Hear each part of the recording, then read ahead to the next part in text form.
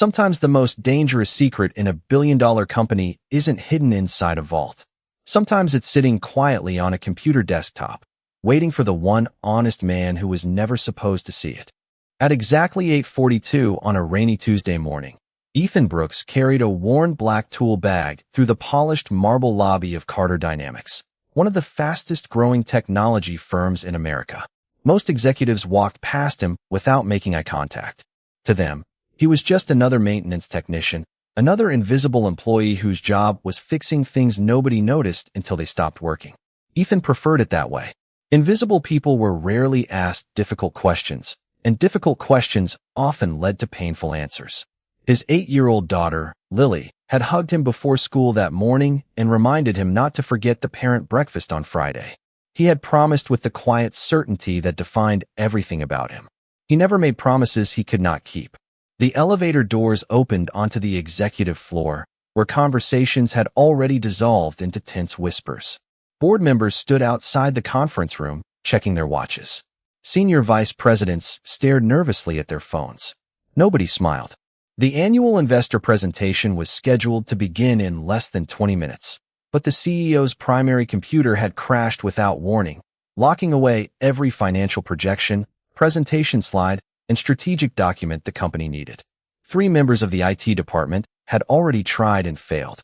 A 4th engineer quietly admitted defeat before packing his laptop. When Ethan arrived carrying nothing more impressive than a screwdriver set, a flash drive, and years of practical experience, several executives exchanged doubtful looks. One of them muttered that maintenance workers repaired light fixtures, not executive systems.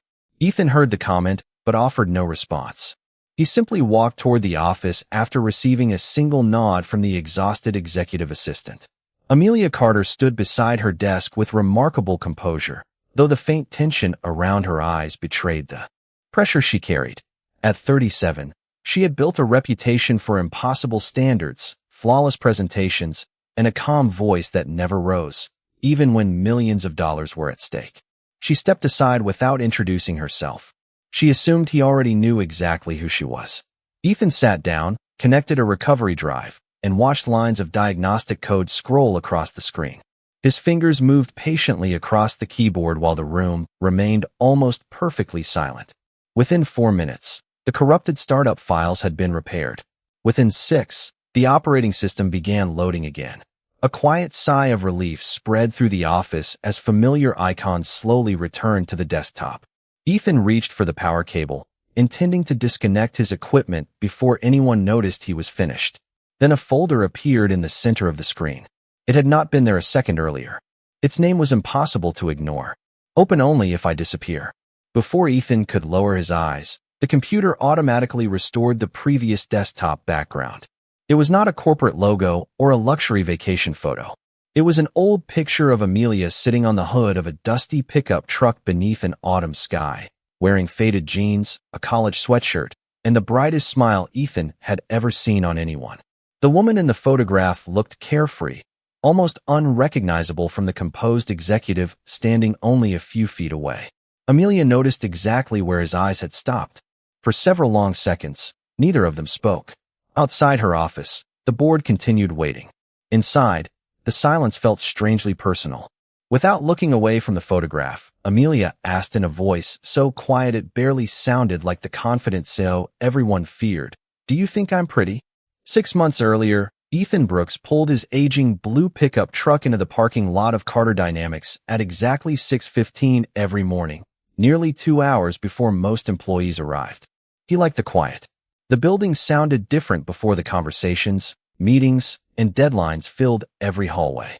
The soft hum of the ventilation system, the steady rhythm of elevators warming up, and the smell of fresh coffee drifting from the cafeteria reminded him that every complicated machine depended on countless small parts working together. Life was not very different. After checking the maintenance schedule, he always looked at one picture stored inside his wallet before starting work. It showed Lily missing her 2 front teeth while holding a science fair ribbon almost as proudly as if she had won the Nobel Prize. She believed her father could fix anything. Ethan never corrected her because he wanted her to keep believing that kindness and patience solved more problems than anger ever could. Every afternoon, He left work at exactly 3 o'clock, picked Lily up from Jefferson Elementary, and listened as she described every detail of her day, including stories that seemed important only because they mattered to an 8-year-old heart. One Wednesday, she proudly announced that her teacher said beautiful people smiled with their eyes before they smiled with their mouths. Ethan laughed softly and asked where she learned something so wise. Lily simply shrugged and said that grown-ups forgot obvious things. The following morning, Ethan repaired a broken coffee machine on the executive floor while several senior managers hurried past him carrying expensive laptops and discussing quarterly forecasts. None of them noticed the maintenance technician quietly tightening a loose water valve before cleaning every drop that had spilled onto the counter. He never expected recognition. Doing the job well was enough. On the opposite side of the building, Amelia Carter stepped out of a board meeting that had lasted nearly 4 hours. Investors praised her discipline. Financial magazines admired her confidence. Employees respected her impossible standards. Yet when the conference room emptied, she remained alone, staring through the glass wall overlooking the city skyline. Her assistant, Grace Mitchell, entered carefully with a folder requiring signatures.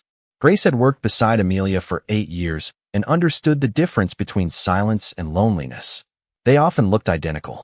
As Grace gathered the completed documents, she hesitated before speaking.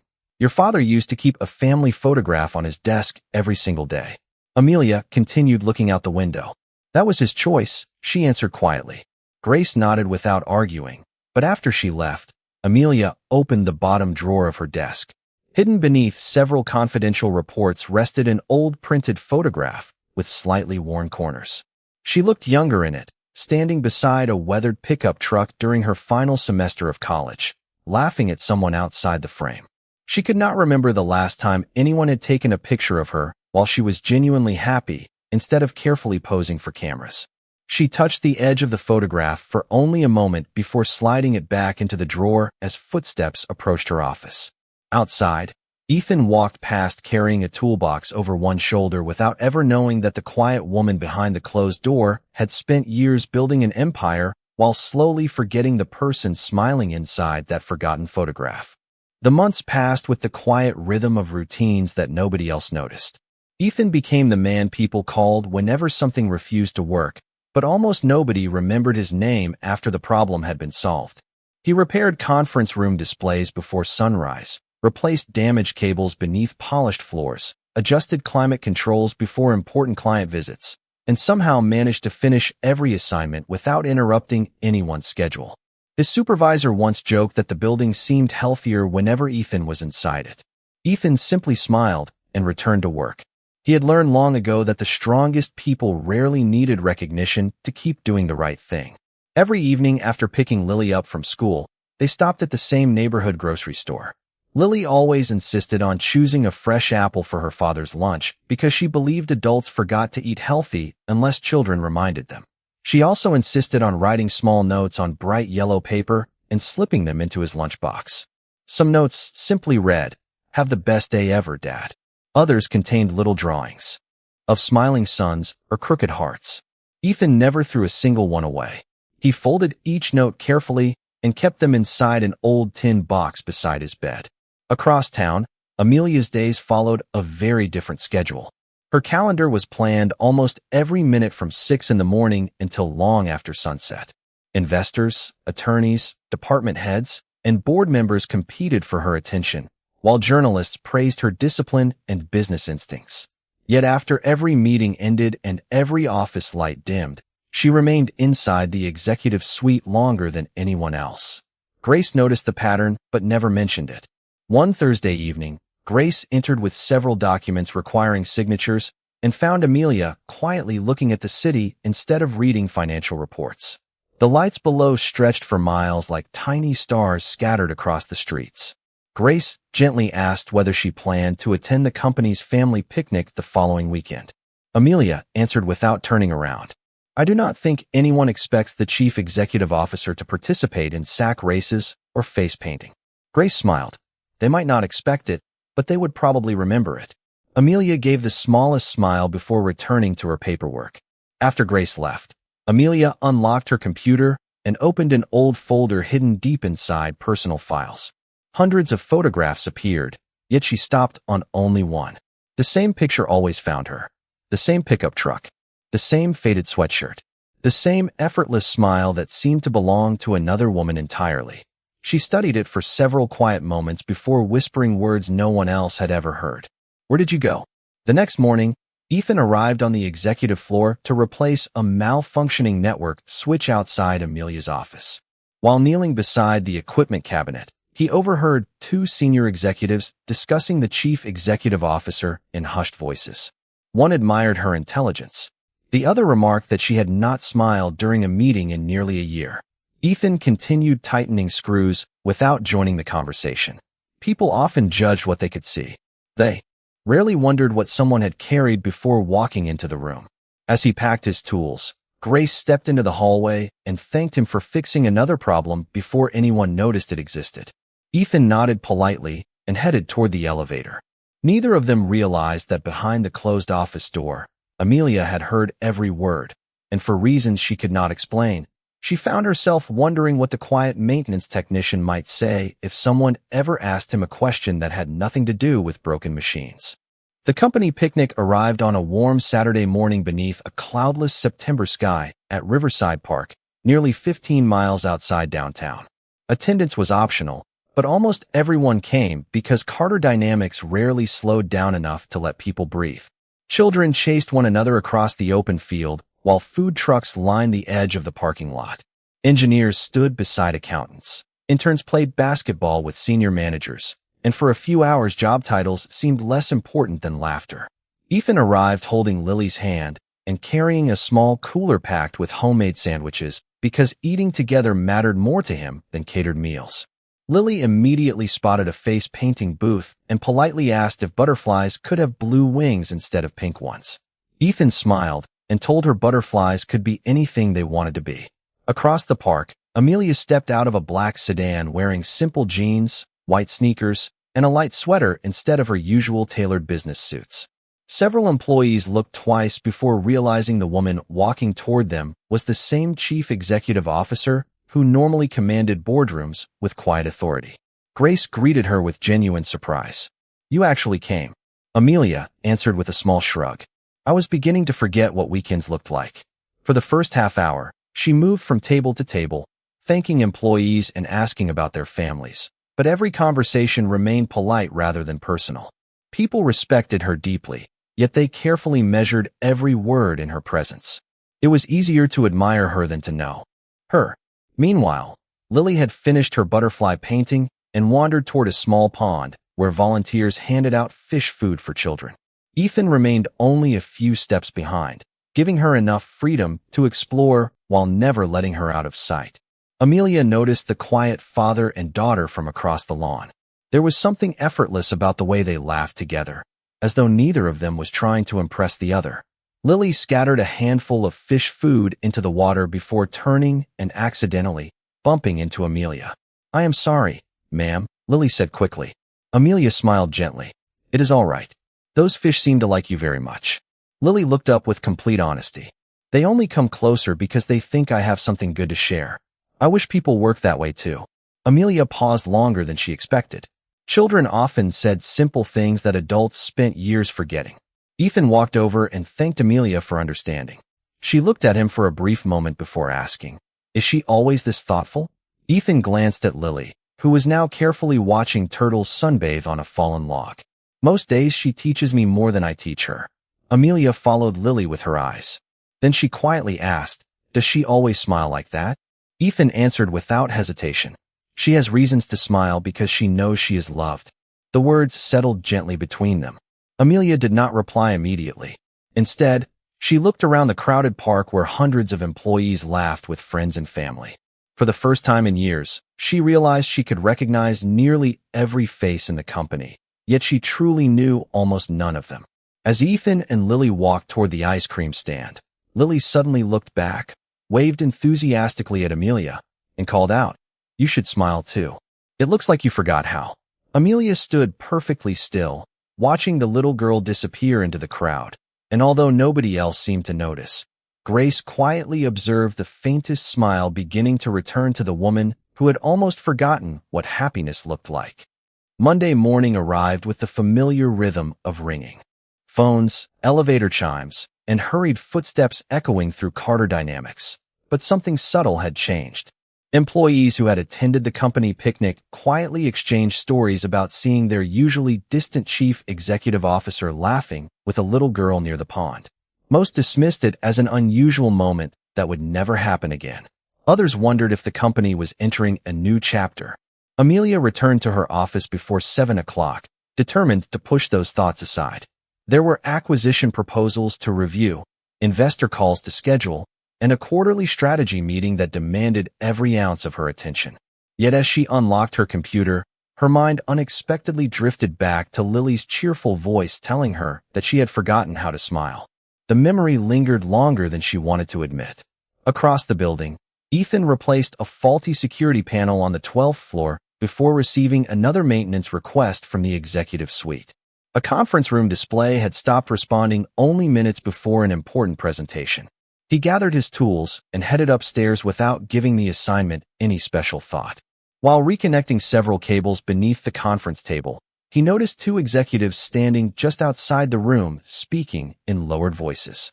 One of them was Daniel Lawson, the company's chief operating officer, a polished executive known for his impressive public image and carefully measured words. Daniel glanced toward Ethan before lowering his voice even further. He had spent years helping Amelia build the company, but recently he had begun believing the board would eventually choose him to lead instead. Every unexpected change inside the executive office caught his attention. He had also noticed Amelia's brief conversation with Ethan during the picnic. To most people it meant nothing. To Daniel, it represented uncertainty, and uncertainty could become opportunity. Later that afternoon, Daniel casually stopped by Amelia's office carrying several reports. Before discussing business, he mentioned that employees had been talking about the picnic. Amelia looked up from her desk. "I hope they enjoyed themselves." Daniel smiled politely. They certainly did. Although some people seemed to be getting unusually comfortable around executive leadership, Amelia did not immediately understand his meaning. Daniel continued carefully. Familiarity can sometimes create misunderstandings, especially when boundaries become unclear.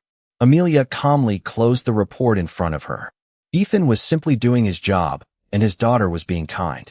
There is nothing unusual about that. Daniel nodded as though agreeing, but inside he recognized something unexpected. Amelia had defended an employee without hesitation. As he left the office, his expression remained pleasant, yet his thoughts moved in another direction entirely. That evening, Ethan arrived at Jefferson Elementary just in time to watch Lily leave the building carrying a handmade paper sunflower from art class. She proudly handed it to him and said every flower needed sunlight to grow, just like people needed encouragement. Ethan placed the paper flower carefully on the passenger seat beside him, promising to hang it on the refrigerator at home. Neither father nor daughter knew that inside Carter Dynamics, someone had quietly begun paying attention to every interaction involving the maintenance technician. What had started as harmless curiosity inside one lonely heart was slowly becoming something far more complicated in the eyes of a man who measured every relationship as a potential threat. And before long, a misunderstanding carefully planted by the wrong person would place Ethan's quiet life, Amelia's growing trust, and the future of the entire company on a path that none of them could yet see. 2 weeks passed before Ethan was called back to the executive office again, but this time the request carried an unusual note from Grace asking him to come personally instead of sending another technician. When he arrived, Amelia's computer was functioning perfectly. Only one monitor had stopped recognizing an external connection, a repair that normally required less than 5 minutes. Ethan quietly set down his tool bag and began tracing the cable behind the desk without asking unnecessary questions. Amelia continued reviewing contracts, though every few moments she found herself glancing toward the patient man working only a few feet away. Unlike almost everyone else who entered her office, Ethan never seemed impressed by the expensive artwork, the floor-to-ceiling windows, or the title engraved on her desk. He behaved exactly the same way he did everywhere else, focused completely on the task in front of him. After reconnecting the loose adapter, he stood and confirmed that both displays were working again. He was about to leave when Amelia surprised Ethan herself by asking if he had a few extra minutes. Ethan looked at the clock. He still had enough time before picking Lily up from school. Of course, he answered. Amelia hesitated, then slowly opened a folder on her computer that was hidden several layers beneath ordinary documents. She clicked on the same old photograph Ethan had briefly seen before. This time she did not close it. The young woman smiling beside the weathered pickup truck filled the screen once again. My mother took this picture during my last semester of college, Amelia said quietly. She always told me that real happiness could never be scheduled.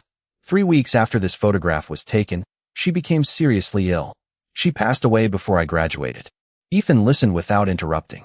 Since then, people have complimented my success, my decisions, and my company, Amelia continued, but nobody has ever asked whether I was happy. They only ask whether I am winning. She gave a faint smile that disappeared almost instantly. Sometimes I look at this photograph because I cannot remember what it felt like to be that person. Ethan looked at the picture for a moment before answering with the same calm honesty that guided every part of his life. I do not think that woman disappeared. I think she has been carrying responsibilities for so long that she forgot to make room for herself. Amelia lowered her eyes, absorbing words nobody had ever spoken to her before. At that moment, neither of them noticed that Daniel Lawson had paused outside the partially open office door while walking past with several board reports. He could not hear every sentence, but he clearly saw the chief executive officer sharing something deeply personal with a maintenance technician. Daniel quietly continued down the hallway without revealing his presence, yet his mind was already assembling a different story. Later that evening, while reviewing internal access logs that only senior executives could authorize, Daniel noticed Ethan's maintenance records showing multiple visits to the executive floor over recent weeks. Every visit had been properly scheduled and fully documented, but Daniel smiled to himself anyway. Facts rarely shaped public opinion as effectively as carefully chosen assumptions. As Ethan drove toward Jefferson Elementary to pick up Lily, completely unaware of the storm beginning to gather behind polished office doors, Amelia remained alone in her office, staring once more at the old photograph, wondering why a man who repaired broken machines had somehow spoken directly to the part of her heart she had believed was beyond repair. The following Monday began with unusual tension spreading quietly through Carter Dynamics. Nobody could identify exactly why, but conversations stopped whenever senior executives walked past, and more than one employee noticed Daniel Lawson holding private meetings behind closed doors throughout the morning. Ethan paid little attention to office politics. He had a damaged access panel to repair on the 17th floor before replacing several backup batteries in the company's secure data center. Like every maintenance assignment, the work order had been approved through the proper system and recorded automatically. He completed each task carefully, signed the digital log, and returned every security badge exactly as company policy required. By early afternoon, he was already thinking about leaving in time to watch Lily perform in her school's music assembly. She had practiced one simple piano piece every evening for nearly a month and had reminded him at breakfast that she would be searching for his face in the audience. Missing that performance was never an option. At almost the same moment, Amelia entered a scheduled executive meeting expecting to discuss expansion plans for the following year. Instead, Daniel calmly connected his laptop to the conference room display and projected a timeline of security access records onto the screen. He pointed to several entries showing Ethan's repeated visits to the executive floor and secure technology areas over recent weeks. Every entry was genuine because Ethan had completed every assigned repair exactly where the records indicated. Daniel simply presented them without explaining the maintenance requests that authorized each visit. Then he displayed another report showing that confidential financial files had recently been copied from an executive workstation onto an encrypted storage device. The room fell silent. Daniel never directly accused anyone. Instead, he asked whether it was merely an unfortunate coincidence that someone with regular physical access to executive offices had been present during the same period. Several board members exchanged uneasy glances. Amelia immediately requested the complete investigation report, but Daniel quietly explained that internal security had already recommended temporarily restricting access until the matter was resolved. Company policy required immediate action whenever confidential information might have been compromised. Less than 30 minutes later, Grace reluctantly called Ethan to the Human Resources office. He entered expecting another maintenance assignment, but instead found Amelia, Daniel, the Human Resources Director, and the head of corporate security waiting inside. Amelia looked unusually troubled. Daniel remained perfectly composed. The security director explained that an investigation was underway and that Ethan's building credentials would be suspended until every access record could be verified. Ethan listened carefully without interrupting. When asked whether he wished to make a statement, he simply placed his identification badge on the table. "Every room I entered was assigned to me through official work orders," he answered calmly. "The records will show that." Amelia searched his face, almost expecting anger or desperation, but found neither. Ethan only asked one question. "Am I still allowed to leave in time to attend my daughter's school performance?" The Human Resources Director quietly nodded. "Then I have nothing else to add," Ethan replied. He collected his worn tool bag, thanked everyone for their time with genuine courtesy, and walked toward the exit without looking back. Through the conference room window, Amelia watched him cross the parking lot carrying the same quiet dignity he had always possessed. Something deep inside her insisted that the story she had just heard did not match the man she had come to know. Yet before she could challenge the evidence, Daniel received a notification on his phone. A confidential folder stored under the name "Open Only If I Disappear" had just been transmitted automatically to every member of the company's board of directors.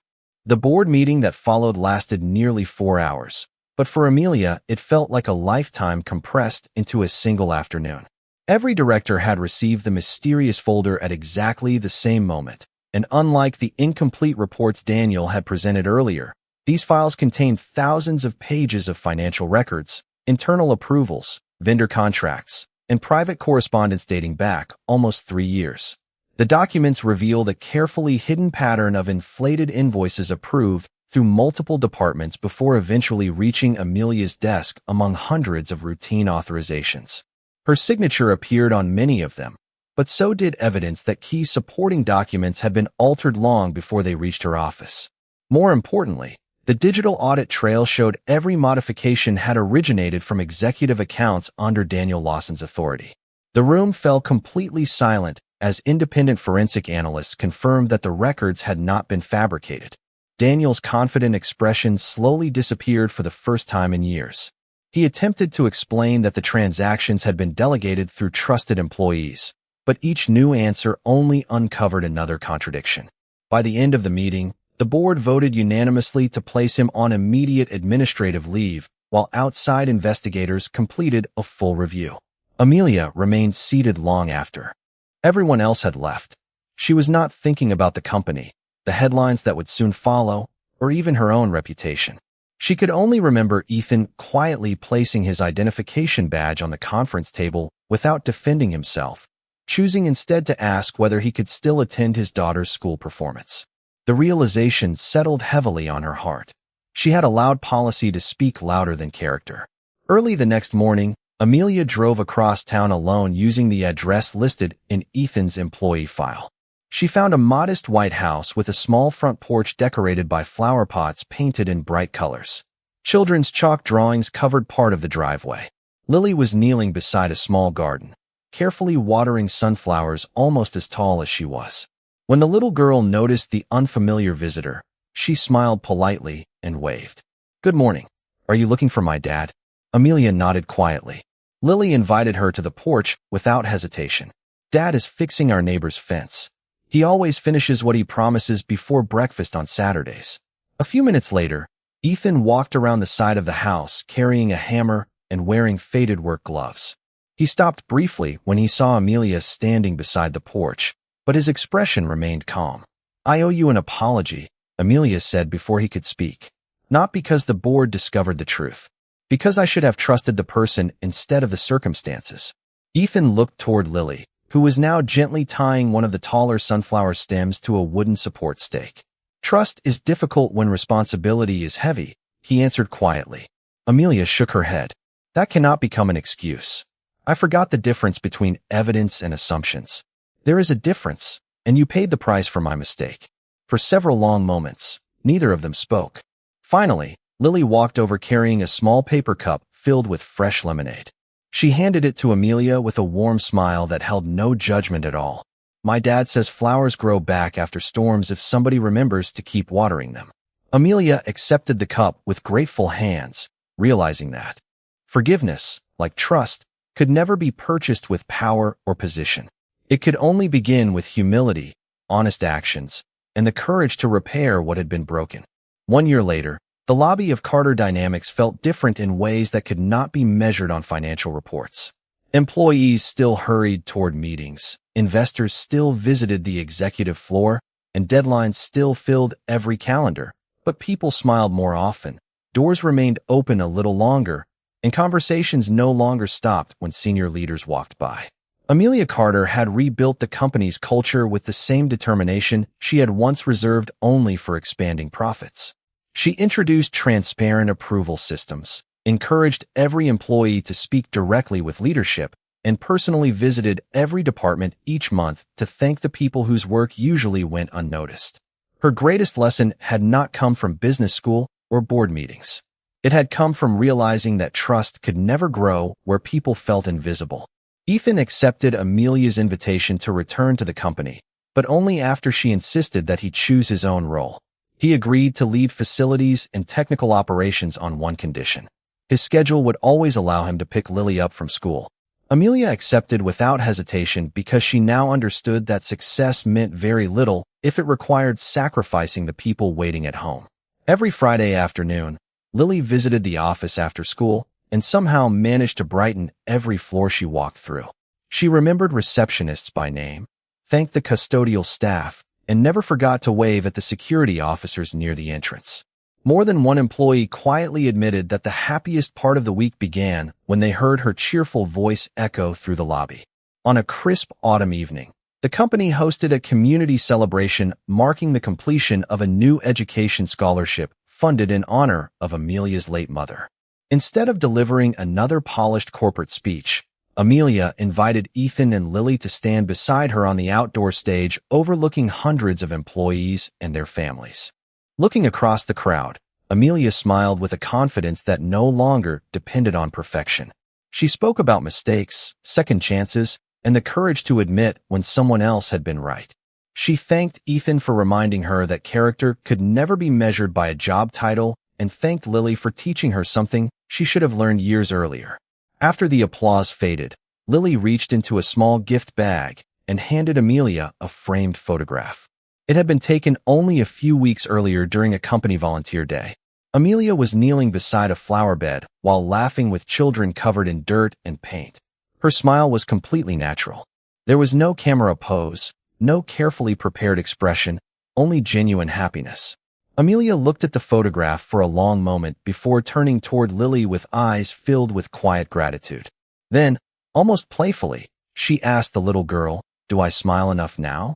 Lily grinned, looked at her father, and answered with complete certainty, "Dad says people look their most beautiful when they make someone else feel safe, and you do that now every single day." Ethan smiled softly as Amelia's eyes filled with grateful tears that never needed to fall. She no longer searched an old photograph to remember the woman she used to be because she had finally become someone even stronger. Not the lonely executive hiding behind impossible expectations, but a leader who had rediscovered kindness, friendship, and hope. As the evening ended, the three of them walked together beneath strings of warm lights while laughter filled the air around them. For the first time in many years, none of them was thinking about the past. They were simply grateful for the family they had found, proving that sometimes the greatest thing anyone can repair is not a computer, a company, or a reputation, but a lonely heart willing to trust again.